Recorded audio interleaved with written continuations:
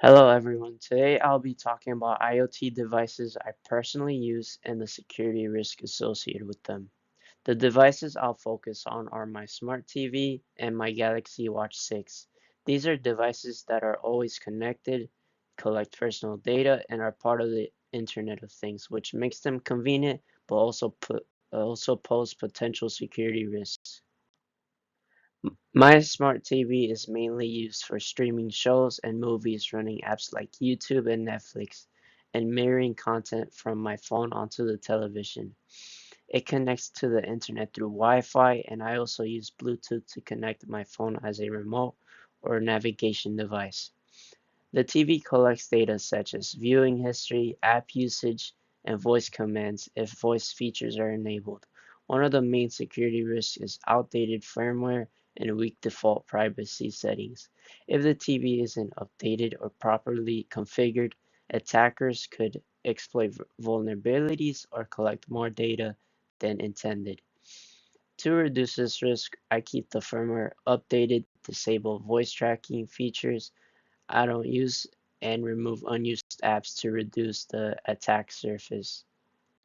Next, my Galaxy Watch 6 is a personal IoT device that I use for health tracking and notifications. It connects through Bluetooth and Wi-Fi and pairs directly with with my smartphone. The watch collects sensitive data such as heart rate, sleep patterns, step count, location, and notifications. The main security risk I want to focus on is unauthorized access.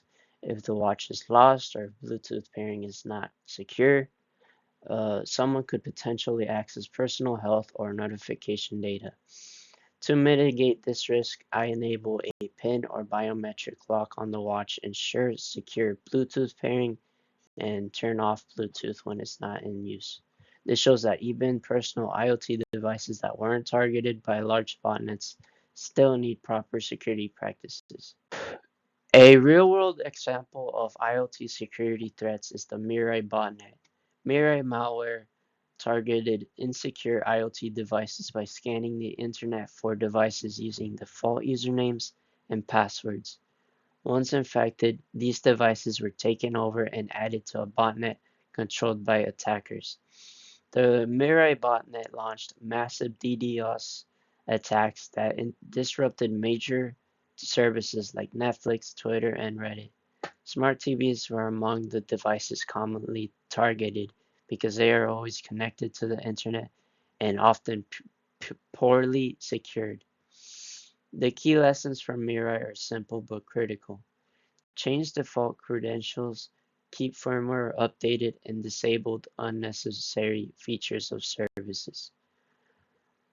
These steps could have prevented many devices from being compromised.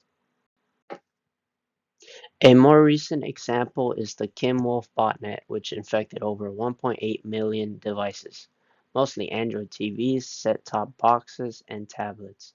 It can perform massive DDoS attacks, act as a proxy network, and even hide its command servers using Ethereum-based techniques.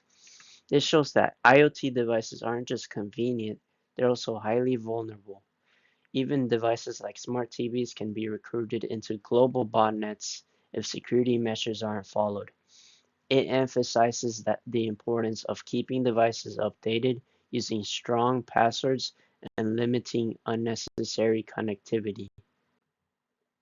In conclusion, IoT devices like smart TVs and smartwatches provide convenience and powerful features, but also introduce real security risks.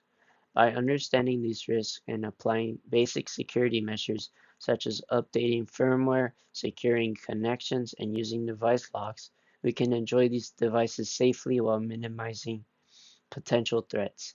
It's also important to note that smartwatches, although not directly targeted by Mirai or Kimwolf, could provide attackers an entry point if they have weak Bluetooth protection, highlighting that all IoT devices require strong security practices.